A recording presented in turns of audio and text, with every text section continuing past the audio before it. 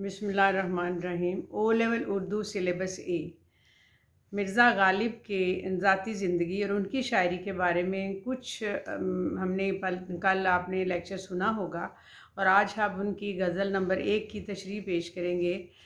شعر نمبر 1 ہے: آہ کو چاہیے ایک عمر اثر ہونے تک، کون جیتا ہے تیری زلف کے سر ہونے تک۔ ایک چھوٹا سا مطلب اس میں یہ ہوگا کہ ضروری نہیں کہ انسان کو جیتے جی محبوب سے ملنا نصیب ہو۔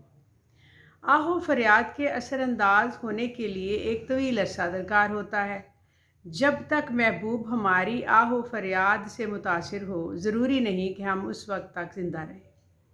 انسانی زندگی محدود ہوتی ہے اور طے شدہ اصولوں کے مطابق ہوتی ہے، جس میں اس کی مرضی کا کوئی عمل دخل نہیں ہوتا اور نہ ہی اس میں وہ اضافہ کروا سکتا ہے۔ گویا انسان کا بس نہیں چلتا کہ وہ اپنی زندگی میں اضافہ کروا لے، اور نہ ہی اسے یہ اختیار حاصل ہے کہ محبوب اس کی آہوزاری سے فوراً متاثر ہو جائے، اور لہٰذا یہ دوہری بے بسی میں مبتلا انسان کو یہ احساس رہتا ہے کہ ممکن ہے زندگی ختم ہو جائے اور محبوب کے رحم کھانے سے پہلے ہی ہم اس دنیا سے رخصت ہو جائیں۔ حسرت ہے اس شعر میں۔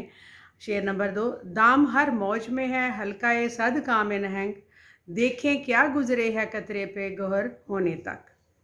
دام ہر موج میں، ہر موج یعنی سمندر کی جو لہریں ہیں، ان کے ہر لہر کے اندر ایک مگر مچھ منہ کھولے بیٹھا ہوا ہے۔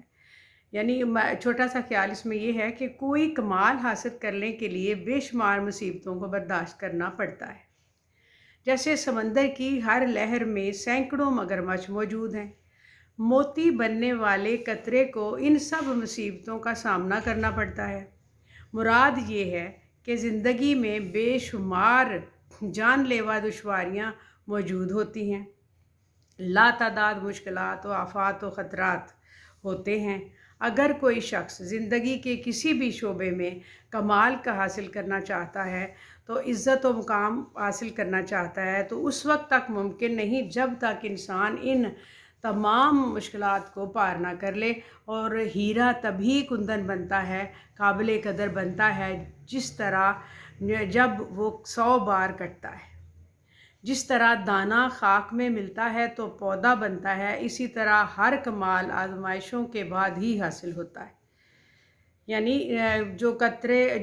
شعر کا جو پہلا مصرع ہے، اس کا مطلب ہے کہ سمندر کی لہروں میں جو مگرمچھ بیٹھے ہیں منہ کھولے، وہ اس قطرے کو سیپ کے منہ میں جانے سے روکتے رہتے ہیں جس نے سچا موتی بننا ہوتا ہے۔ وہ ان سے بچ کر جب سیپ میں داخل ہوتا ہے تب وہ موتی بنتا ہے۔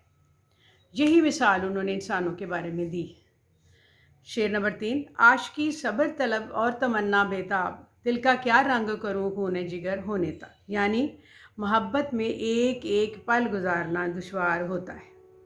عشق میں انسان کو ثابت قدم رہنا ہوتا ہے، لیکن انسان کا جی چاہتا ہے کہ فوراً اس کی دلی خواہشات اور تمام جو اس کی ضروریات ہیں وہ پوری ہو جائیں۔ چنانچہ اس کشمکش میں حوصلہ ختم ہوتا ہے، دل بھی برباد ہوتا ہے۔ اصل میں محبت میں انسان کی آرزو یہ ہوتی ہے کہ محبوب اس کی نظروں کے سامنے موجود رہے، لیکن جب ایسا نہیں ہوتا تو انسان بے قراری سی محسوس کرتا ہے۔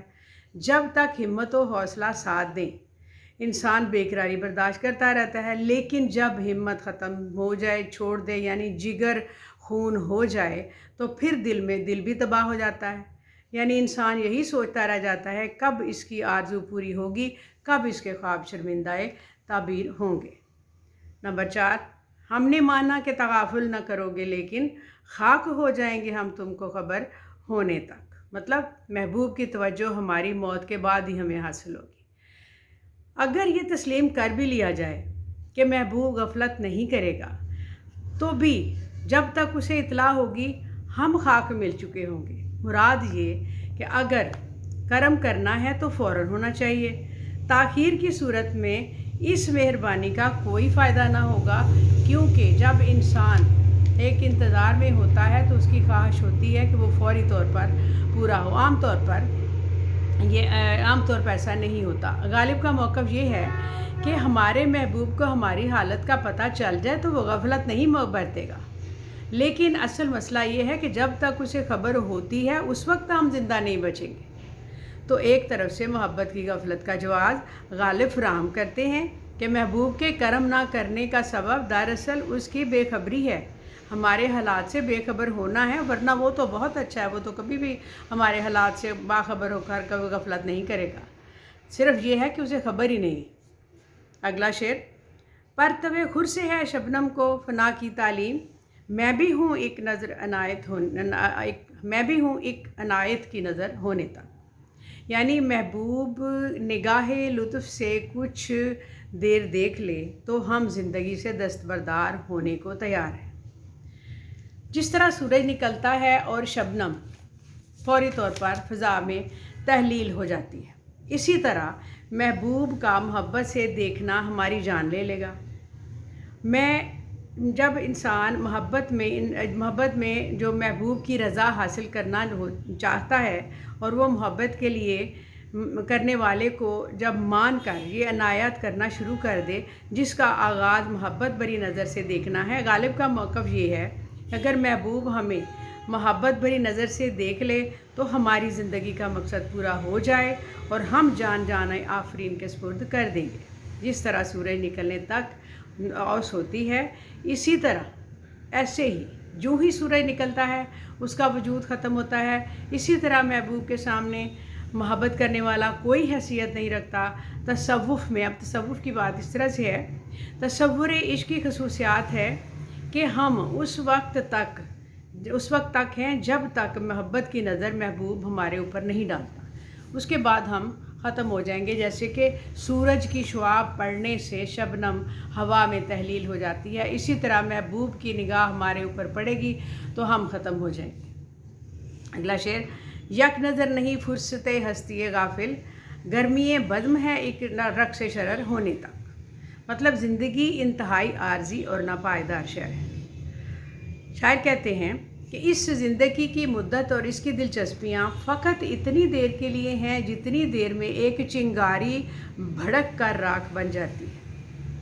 جیسے کسی شے پر ایک نظر ڈالی جائے، انسانی زندگی بڑی ناپائیدار شے ہے، فانی ہے، ہر جاندار شے موت کا مزہ چکھے گی، لیکن جیتے جی انسان یہ نہیں سمجھتا، وہ سمجھتا ہے بہت طویل سفر ہے، ہمارے پاس بہت ٹائم ہے، لیکن وقت آنے پر اسے سمجھ آتی ہے کہ یہ تو اس وقت احساس ہوتا ہے کہ جتنی زندگی طویل ہو جب اختتام کو پہنچتی ہے تو یہی لگتا ہے کہ پلک جھپکنے میں گزر گئی ہے، تمام ہو گئی ہے۔ زندگی کا یہ ناپائیداری اگر انسان محسوس کر لے تو وہ غفلت کا شکار نہ رہے اور اپنی تخلیق کے مقصد کو پورا کرے جو اللہ تعالیٰ نے اس کو مقصد دے کر بھیجا ہے دنیا میں، خدا سے کیا ہوا وعدہ نبھائے اور کوئی اور عمل نہ کرے اس کے لیے خسارے کا باعث ہو۔ غالب کا موقف یہ ہے کہ اس زندگی کی ناپائیداری کو محسوس کیا جائے اور جو لوگ یہ احساس نہیں رکھتے وہ غافل ہیں، غفلت چھوڑ دیں۔ اگلا شعر: غم ہستی کا اسد کس سے ہے جز مرگ علاج، شمع ہر رنگ میں جلتی ہے سحر ہونے تک۔ زندگی کے دکھوں کا علاج موت کے سوا کچھ نہیں۔ شاعر کہتے ہیں کہ جس طرح شمع کے مقدر میں ساری رات جلنا لکھا ہے، اسی طرح جب تک انسان زندہ ہے زندگی کے دکھوں سے اسے نجات نہیں ملتی۔ ہاں، موت ہی انسان کو زندگی کے دکھوں سے نجات دلا سکتی ہے۔ مراد یہ ہے کہ دکھ اور زندگی لازم اور ملزوم ہیں۔ مہاتما بدھ کے قول کے مطابق ہم سب اپنے اپنے حصے کے دکھ جھیلنے کے لیے دنیا میں آتے ہیں۔ زندگی میں انسان خوش رہنا چاہے تو بھی نہیں رہ سکتا، کیونکہ عملی طور پر یہ ممکن نہیں ہے۔ چھوٹی بڑی بے شمار پریشانیاں انسان کو ہر وقت گھیرے رہتی ہیں، اسے ذاتی اور اجتماعی کتنے ہی دکھ ہر وقت لگے رہتے ہیں اور ان سے لاکھ بچنا چاہے لیکن یہ ممکن نہیں ہوتا وہ ان دکھوں سے چھٹکارا پا سکے۔ غالب کا موقف یہ ہے کہ شمع چاہے یا نہ چاہے اسے ساری رات جلنا ہے، اسی طرح انسان چاہے یا نہ چاہے دکھ اسے جھیلنا ہی ہوتے ہیں، زندگی بھر دکھوں کا سامنا اس کو کرنا پڑتا ہے۔ یہ غالب کی غزل نمبر 1 کی تشریح تھی اور اس کو آپ سنیں اور اپنے جو بک میں سے شعر سامنے رکھے اس کو دیکھیں سنیں اور پھر آپ لکھیں، آپ کی پھر سے تیاری اچھی طرح سے ہو جائے گی۔ اور اس کو لنک کریں، شیئر کریں اور سبسکرائب کریں۔ اگلی ویڈیو میں انشاءاللہ نیکسٹ جو غزل ہے اس کی تشریح پیش کی جائے گی۔ پھر ایک شاعر آپ کا آتش، حیدر علی آتش رہ جائے گا۔ اس کے بعد انشاءاللہ پھر نثر کی 2-3 چیزیں ہیں۔ اللہ حافظ۔